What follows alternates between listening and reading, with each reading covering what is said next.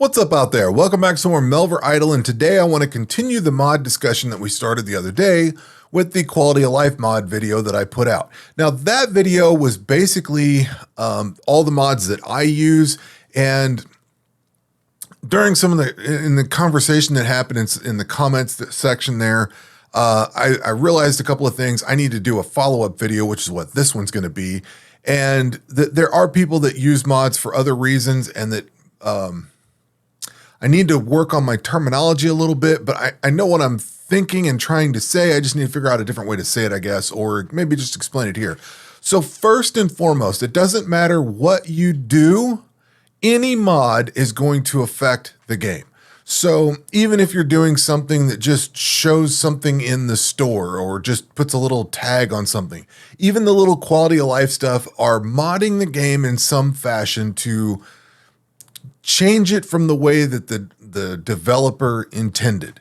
So I would like to play a game close to the vanilla game, but use things that make my life a little bit easier to play it. And easier to play can be construed in many different ways. So one of the words I used was the word cheat. And a lot of people take exception to that, and I have no issues with people that want to mod and change as much as they want. In fact, we're going to talk about some of the mods that are available. I really appreciate that a lot of these mods exist. The only reason that I really don't use these, number one, I want my characters to be untainted, so to speak. So that's why I choose the mods that I choose, and that's why I don't use any of the cheat mods. And I'm going to use the word cheat because I think that better describes things. I couldn't think of another way. So anyway, there's every mod, no matter what mod it is going to deviate the game in some fashion from the way the developer intended. Even if you're adding in a feature that the developer forgot, or putting something in that's just a simple tag on a creature that shows what highlights the poison damage they do or something, that is still modifying the game and changing it from the way the developer intended. So let's get that out of the way. The game is going to be modified no matter what. The key is in how far you're taking it and how much you do intend to modify it. And you can go from, there's many different ways of modifying a game. Like you can have little stuff like I use for the quality of life stuff, just simple things that are just nice to have. Then you can go into the full-on cheats where you're just getting runes, just give me 50 runes or give me 5 million gold or something like that. On up to full conversions of the game and adding content and things like that. You kind of have to, there's a wide range of it. The cool thing is when a game gets modding abilities, you can do anything you want. And that's the best part of all of it.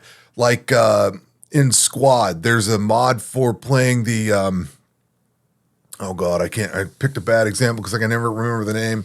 The Bug Movie. There's a mod for playing that in the game. Doom has tons of gore mods, all kinds of stuff.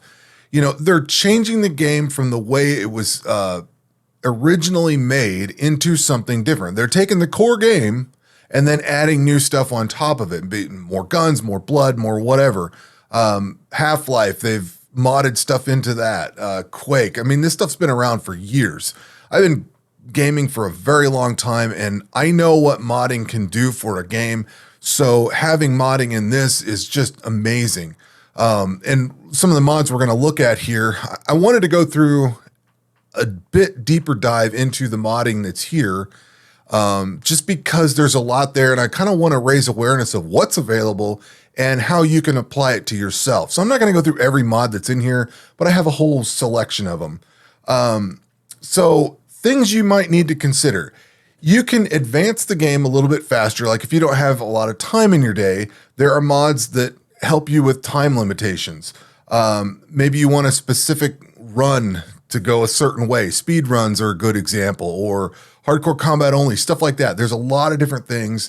And none of this is to ever say that cheating mods in this game, the cheat mods or whatever, are a bad thing. You're tailoring your own experience. If you want to blow through all the content that's taken, I don't know, it took me 1.5 years, 2 years to do. If you want to smoke through that in a month, whatever, go for it. You're the one that's playing the game, and you're the one that's paying the money for the game. So you need to experience the game how you want. When I say that what I want is the cheat modders to get past the phase they're in is because this is what everybody's looking for right now is the cheat mods. And one of the things that we're going to cover at the very end here is what can be. And there's some of the things that can be done and there are being done in this game. So let's dive into some of this. Again, this is not going to be complete, but I just wanted to highlight some things. First and foremost, just general I don't want to say quality of life. General mods that will not affect the game that are very useful, like this ETA mod. I do not use this. I have played this game a very long time. I don't particularly need to know exactly when my pool of stuff is going to run out. Basically what this is it says you've got so much of an item and you're crafting it or you're smithing it or whatever. Here's when you're going to run out and here's when you need to think about it.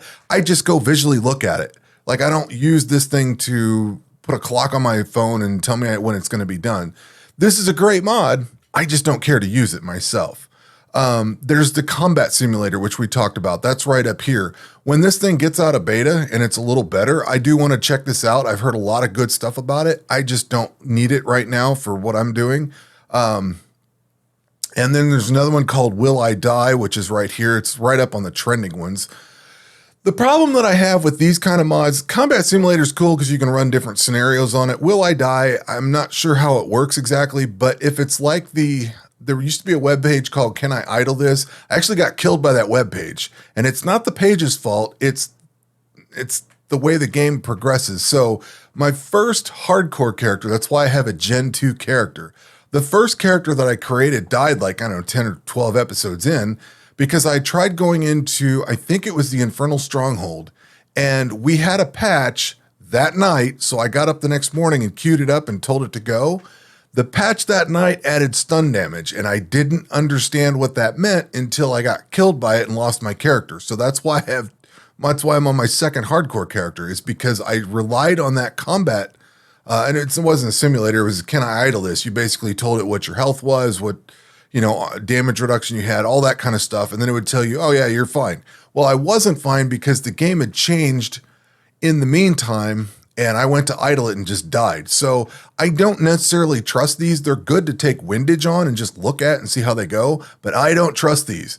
I'm really interested in this Combat Simulator one because I think this used to be a standalone mod or something. And now that they've got modding in the game, whoever's developing Swiffy or I guess, or whatever, or not Swiffy, the Broderick Hyman. I think this is the same person that was developing it before, and it's supposed to be really good. I'm just waiting for it to get out of beta. There's another one called Living Bank. I don't know if that pops up here very quickly or not. We can certainly search for it. Living Bank here. This one is nothing that actually modifies anything, but if you're trying to complete everything in the game, this is a living bank challenge, which you acquire one of each item in the bank. So I thought this one was really cool. I don't use this and I don't plan to, even though I am basically collecting everything in the game on my standard account. I just don't feel like putting it on for my other characters to see. I wish you could turn mods on a character by character basis. That's what really prevents me from using some of the more egregious mods, let's say. So speaking of those, and they're right on the front page here. Let's talk about this semi one. These are supposed to be some phenomenal mods.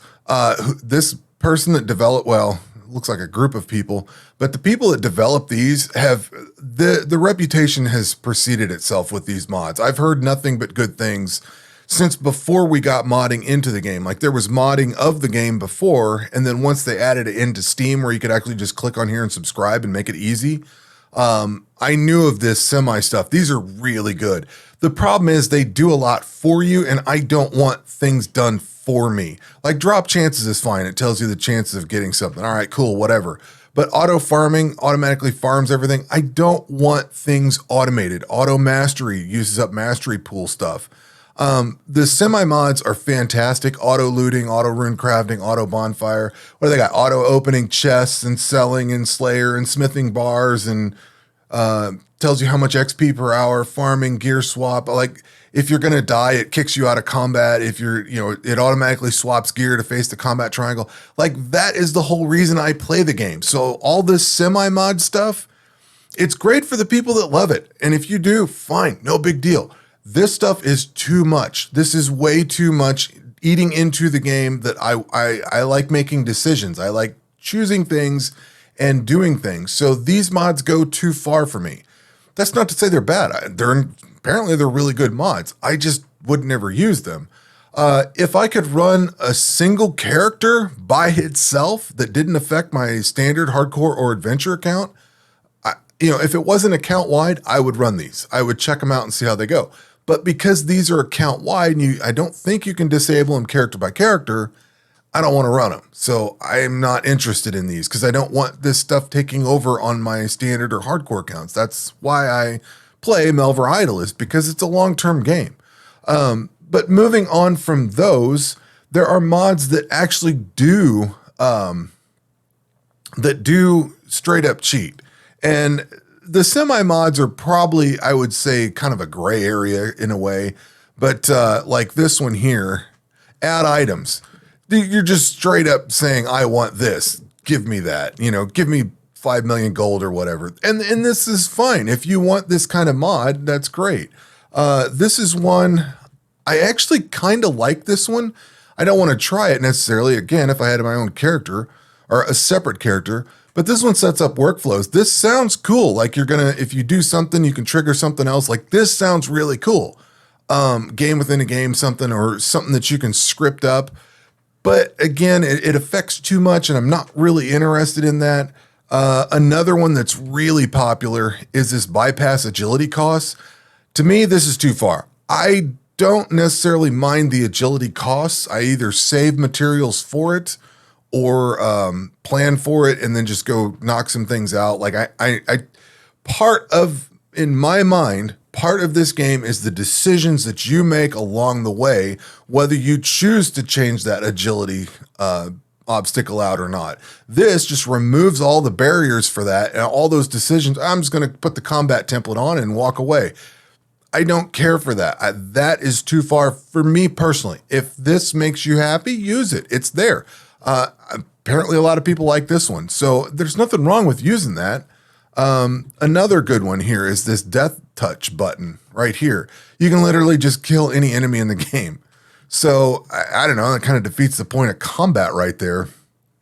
Gotta go fast. This one sounds kind of cool. Changes the tick multiplier, make it so when we have those speed runs, it goes super fast, or you can make it go slow. This is kind of interesting. I mean, again, it's kind of deviating from what the base game does. This one sounds really cool. It's called the Mastery Token Shop. I kind of like the idea of this, actually. You can just purchase mastery tokens from a shop. If I could have a separate character all to itself to just mod the hell out of and throw all kinds of cool stuff on, this would be one I would toss in there. I think it's pretty cool. Hey, I want to get some extra mastery tokens. I'll just go buy them. I got tons of township cash. Let me have it, I think that's really cool. Here's another one that undo sell. Like, really? You're just going to undo the sell like that? And then here's the final one I want to do that's like what I would call a cheat is unlimited. This takes the 24-hour cap off and you just get unlimited time offline. Which, again, there's a design decision with the game to have a 24-hour timer, and I've always had to live within that. You can remove it and make it a quality of life change for yourself, and that's the whole point of modding is you have the ability to change what you want and not change other things. So that's what makes it so great. And the cool thing is these are subscribe-based, so you have to opt in on these choices yourself. And if you don't want them, you don't want them. So like I said, I showed my quality of life mods because that's the ones that I really use. For the most part, all these other ones we're showing, I don't use. They're interesting, but I don't use them. So then there are mods that add something to the game. So you've got mods that are good for quality of life. You've got some mods that automate things. You've got some mods that cheat. Then you've got mods that add content. And I think we're starting to get into the really cool stuff in here. So there's one called adventuring right here. So this one adds a new skill and jobs and stuff like that and little things to it. It sounds awesome. Again, if I could run this without affecting all my other characters, I would probably try it. What else do we get here? Double XP weekends, straight out of Call of Duty and RuneScape and all that, you can give yourself double XP over the weekends. I think that's kind of funny. Is that probably more of a cheat mod? Probably, but it's kind of unique. It's not just double XP all the time. You're getting it on the weekend, so you kind of have to plan for it. It'd be cool if they had like a random weekend or whatever and pops up and says, hey, you're getting double XP this weekend. That'd be kind of cool, stuff like that. Another one for content is this Diablo 1 Slayer areas. I think this is pretty cool. I kicked it on and I wasn't real impressed with it. That's not to say it's bad. This is a very cool idea. I love seeing stuff like this, and maybe they've done a little bit better. But like it was using just images from Diablo, which is great. I love Diablo. It would just be nice if this was set up a little bit more, I don't know, a little more, I guess. Very cool. Then there's one, I think this is from RuneScape, God Wars Recreation. So they've got like some new add-in monsters and items and bosses and stuff like that from old school RuneScape. So again, you're adding content to the game. What was this one called? Loot Chests. Where's that at? I thought this one was pretty cool too. Is it this one? Yeah, so you just spend gold to buy chests that give you random crap out of the game. I thought that's a cool idea. Is it a cheat? Probably, because you're going to get stuff that you shouldn't get. But at the same time, it's kind of a mod that adds a little something to the game. You know what I mean? And then we've got this mini max capes. I thought this one was kind of neat too. So if you wanted to, this splits apart combat and non-combat skills. So you've got 2 additional skill capes. So instead of going for the max skill cape in everything, you can do max combat or max non-combat. That one sounded kind of neat. What else we got? Restore speed runs. So we've had these speed runs various times. This one will actually give you hardcore combat only, hardcore adventure speed run. Some of the ones we've had recently, I think this was the last stuff we had of speed runs. So that just brings those back in the game. It's kind of a game mode. And then that rune shop, I think I already showed that one, where you could just go in and start buying runes out of here. Maybe I didn't. That was the mastery XP. So this one is the rune shop. So you can just go in and buy runes if you got a ton of extra cash. I think those are all very cool mods. They're doing something a little different. They're not just straight up giving you gold or whatever. They're adding a component to the game that allows you to do something new and interesting or different than the normal stuff. So these are cool. I like these. Finally, we have what I would call the cream of the crop as far as modding goes. And these are the new game modes or bringing old game modes back, like Chaos Returns. This one's probably in something that adds to the core. This one could go back with the restore speed runs that was in there, but you're getting that chaos mode back. Then this one here, I found this one and somebody else pointed it out in the comments. This one looks really cool too. Conquest mode. This looks awesome. So it's a hardcore combat only, and you have to do certain things to unlock certain stuff. So once you beat the volcanic cave, you may unlock the first set of non-combat skills for 10 million gold each: cooking, thieving, and summoning. Impending Darkness unlocks smithing, agility, crafting, and herb lore, as well as extending the level cap from 99 to 120. Then you can open up some other stuff. You will not be able to unlock fire making, wood cutting, fishing, mining, or farming at any point. So this person took out and just straight up made their own entire game mode for themselves.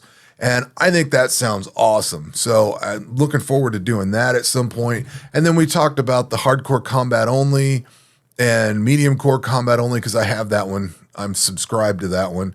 And then there is hardcore. This one looks really cool. Adventure Insanity. Speedrun hardcore adventure experience with some buffs and nerfs to make it interesting, blah, blah, blah. Whatever all this is, this one sounds awesome. It probably needs to be updated, but that one sounds cool. And then I noticed that there is a one skill at a time mod in here also that lets you do the whole one skill at a time, but without just the honor system. So like this actually makes a mod in the game that you have to go play. So I thought those were really cool. Now, at this point, I'm going to try to remember to put some screenshots on the screen. I saw somebody on Reddit, and if I got to find him, so hopefully I can find him and put him on screen here. There was somebody on Reddit that I just happened to catch one day. This guy, girl, whoever it was, I don't know, whoever it was, took the actual Melvor Idle thing, and I think they just photoshopped over it. They put all kinds of like sci-fi stuff over it. Like it was a total conversion mod, but they weren't a modder. They were just somebody that was talented with artwork and stuff. And I think they were asking for someone to mod with that actually knew the programming part, that could just bring their sci-fi game to life or whatever. And they were going to use this engine, if you want to call it that, as the back end for their story, which is kind of getting into like conquest mode and stuff like that. A lot of these mods that we have now are just using the way Melvor Idle works currently. But imagine Melvor Star Wars or something like that, or Melvor, I don't know, Lord of the Rings. You know, it doesn't even have to be anything like that. Like you could have like a sci-fi theme or a World War II theme or whatever. There's so many options. You could have all kind of different skills in here for just completely different game modes. And that's what I'm hoping for, is that somebody gets into this and comes up with their own story or whatever, something about tanks or jeeps or rockets or something, whatever. It doesn't matter. Have all these different skills and have their own, because you basically have, as far as I understand, you can modify all this as much as you want. So you theoretically should be able to come up with your own skills, your own combat or whatever it is, and all that kind of stuff. And that's what I'm really excited for, is the really big quote unquote game changers that actually change the game drastically from dragons and magic and stuff like that. That's what I'm really looking forward to. And I just wanted to reiterate also that I'm not looking down at anybody that puts a cheat type thing on. I don't care.